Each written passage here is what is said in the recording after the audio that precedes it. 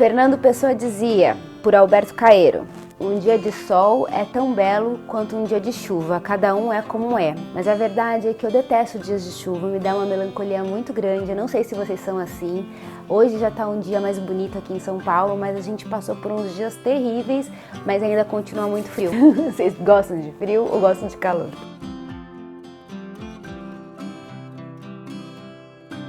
Bra Brasil, tudo bem com vocês? Espero que esteja tudo muito ótimo com vocês. Bem-vindos, bem-vindas, bem-vindos a mais um Bratatá Curadoria, esse quadro de notícias de arte e cultura da semana e outras coisitas mais. Eu queria começar falando uma coisa que eu esqueci de falar na semana passada, que eu criei um Instagram para Clarice Lispector, chamado A Hora de Clarice.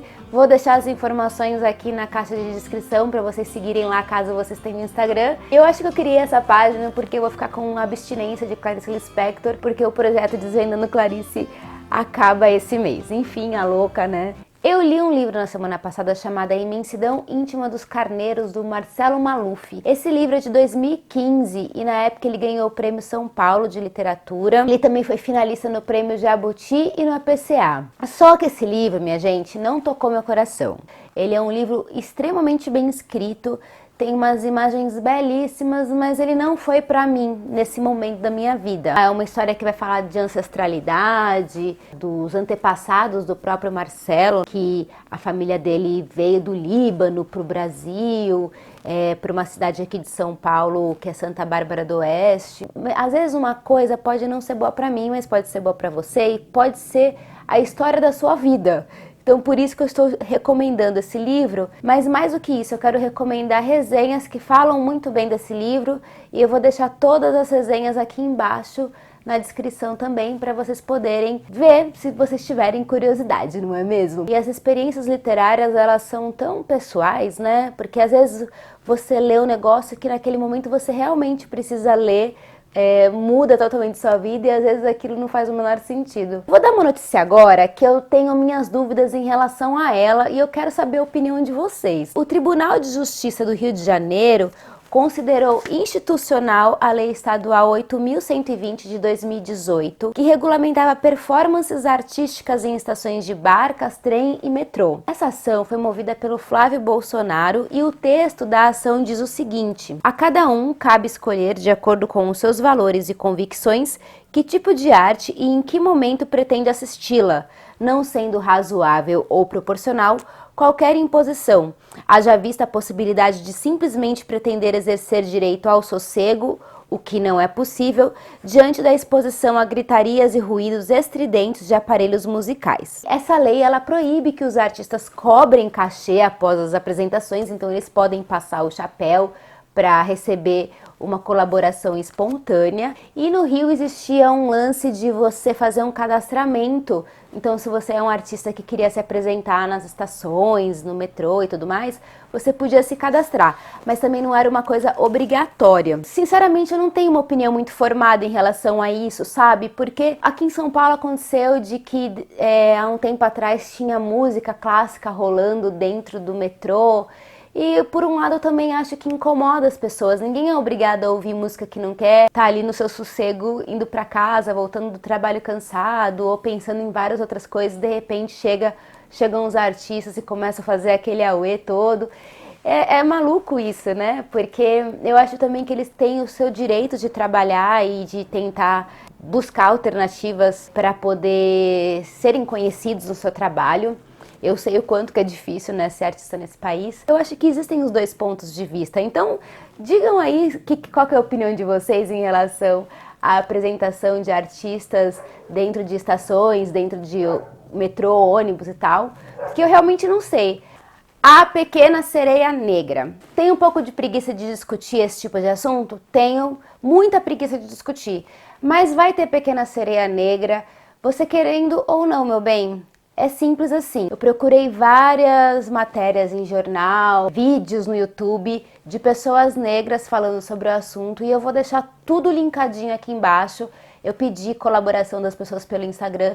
Algumas pessoas me mandaram, muito obrigada por terem me mandado, porque eu acho importante vocês ouvirem pessoas negras falando sobre o assunto e principalmente mulheres. E tinha muito pouca matéria, na verdade, no jornal, o que é uma pena. Eu sinto falta de críticas mulheres negras de cinema. Pra quem tá perdido do que eu tô falando, porque eu meio que lancei, né, o negócio aqui, A Pequena Sereia vai virar uma live action, que tá previsto para estrear em 2021. Quem vai fazer o papel da Pequena Sereia é uma atriz e cantora chamada Hailey Bailey. Não sei se é assim que se fala seu nome, moça. Eu não sabia quem ela era, minha gente, porque eu sou meio por fora desse universo pop, mas parece que ela já trabalhou com a Beyoncé. E eu vi um videozinho dela cantando. A mulher canta que é uma coisa incrível, tem uma puta voz maravilhosa. E com A Pequena Sereia é um musical, como a maioria dos desenhos animados da Disney, eu acho que nada mais justo do que uma atriz que também cante fazer o personagem, né? A parte desse lance da atriz ser negra, de vocês terem preconceito, que a Ariel ela era ruiva, só pra vocês saberem, na história original ela era loira, tá? Mas enfim, quantas e quantas vezes que a nossa cultura branca, né, não surrupiou os personagens que eram para ser feitos por pessoas negras, por pessoas asiáticas, por pessoas indianas, né? Eu, como atriz, eu penso o seguinte, que qualquer pessoa está apta para fazer qualquer personagem. Qualquer ator ou atriz pode fazer qualquer personagem, com exceção de se, por exemplo, quem escreveu a história, o autor da história, fizer questão que a protagonista ou o protagonista tenham características específicas. Mas assim, é no caso de muita exceção. E no caso de autores mortos, né, o autor não pode nem reivindicar. E aí o diretor que decide o que ele quer fazer com esses personagens, minha gente. É para isso que a gente estuda artes dramáticas, pra gente ser capaz de fazer qualquer tipo de personagem. No caso da Disney, a diferença que vai fazer é que você tá dando visibilidade para as pessoas negras que pouco tiveram em todos esses anos, né? Leiam os links que eu vou deixar das matérias aqui, por favor. Eu acho que é importante ver as pessoas negras falando sobre esse assunto. Eu acho bem importante, sério.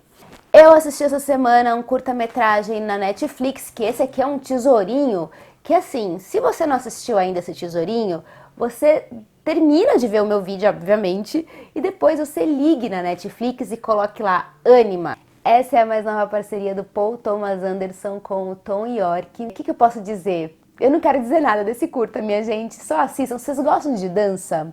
Esse curta é uma grande coreografia que tem uma atmosfera onírica, me parece uma espécie de sonho. Ele é muito sinestésico, as composições de cenário com a interpretação do Tom York, a música, gente, eu não quero falar muito, porque são só 15 minutinhos desse curta e você tem que assistir, é uma obra de arte, é uma obra-prima, foi uma das melhores coisas que eu vi essa semana e eu fiquei tão entusiasmada, tão embasbacada que eu assisti 3 vezes na sequência, só pra vocês terem ideia. Sou exagerada? Sou exagerada sim, eu sou obsessiva? Sou obsessiva. E por último eu quero falar com vocês sobre o filme nacional chamado Divino Amor, direção do Gabriel Mascaro. Estreou recente nos cinemas, muito provavelmente vai sair logo de cartaz. Eu tive várias questões com esse filme porque eu tava realmente muito entusiasmada com essa distopia. Eu vi o trailer algumas vezes, porque eu tenho ido bastante ao cinema, e eu criei muita expectativa por conta do trailer. Mas o filme ele me decepcionou um pouco. Mas mesmo assim eu quero deixar aqui pra vocês essa recomendação. Esse filme ele tem apontamentos que são bastante interessantes, só que ele não vai até as últimas consequências. O Brasil está em 2027, teve alguns avanços tecnológicos, eles já não precisam mais de muitos papéis, de RG, eles têm o código genético deles todo captado por digitais, é um pouco mais avançado em tecnologia esse Brasil, mas não é uma coisa assim, tipo, super diferente do que a gente tem hoje, sabe? E essa distopia vai discutir o Estado laico brasileiro. Então a gente tem uma personagem que é a Dira Paz, que ela trabalha num cartório, que ela trabalha num setor ali de divórcios. Toda vez que ela vai realizar o divórcio de um casal, ela tenta convencê-los a não se separar, porque ela faz parte de uma seita, vamos dizer assim, chamada Divino Amor. E essa seita preza profundamente pela questão da família, do amor e sei lá o quê. O filme ele dá a entender que O Brasil continua sendo um país laico, mas tem essa instituição, essa seita que a Dira Paz faz parte, que eu não consegui entender se essa seita é uma coisa que tomou conta do Brasil, tipo em The Handmaid's Tale, sabe? Que The Handmaid's Tale, a instituição, né, o fundamentalista acaba dominando os Estados Unidos e eles vivem num regime de ditadura. E aqui nesse filme não me parece isso. Ele quer fazer uma crítica a como que o Brasil seria se fosse dominado pelos evangélicos, se fosse dominado pela religião. Mas ele faz uma crítica muito sutil, ele me parece que fica no meio do caminho na discussão. Ele não vai até as últimas consequências porque ele tem uma relação muito respeitosa com a religião evangélica. Eu não acho que não tenha que ter um respeito pelas religiões, né? Porque, embora eu não tenha religião, eu respeito quem tem, assim como eu quero que respeite que eu não tenha, sabe? E que eu não acredite em Deus e todas essas coisas. Acho que o respeito tem que ser mútuo.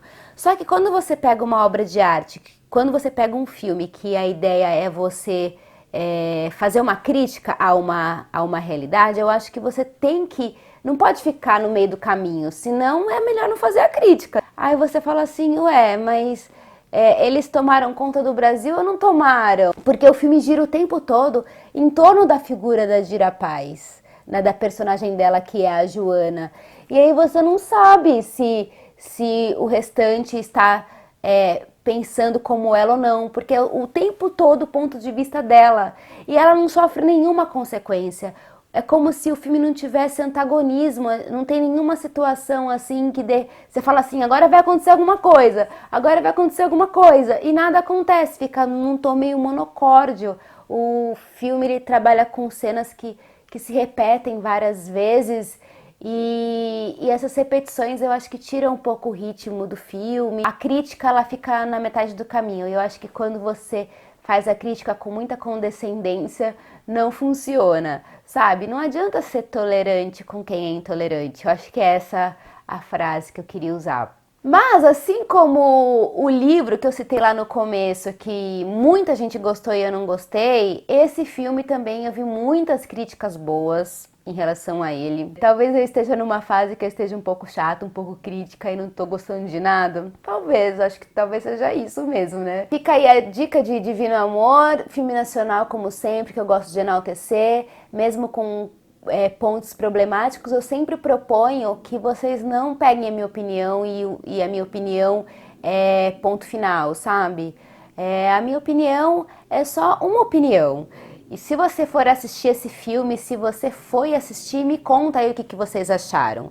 Porque é tão enriquecedor quando a gente conversa e quando a gente troca, porque você de repente pode me trazer um outro ponto de vista que eu não tinha pensado e aí eu mudar de ideia e vice-versa, gente. Por isso que é bacana a troca. Eu queria falar só mais uma outra coisa. Semana que vem eu não sei como que vai ser. Se sábado vai rolar a Bratatá Curadoria, porque eu estarei na Flip e eu não sei como que serão as minhas condições para fazer esse vídeo. Mas aí na outra semana eu trago todas as novidades do que eu vivi na Flip. Enfim, eu vou tentar fazer uns stories no Instagram. Se vê em breve, a gente se vê na verdade amanhã, domingo, no nosso vídeo Poesia de Domingo. Um beijo imenso pra vocês, até a próxima e tchau!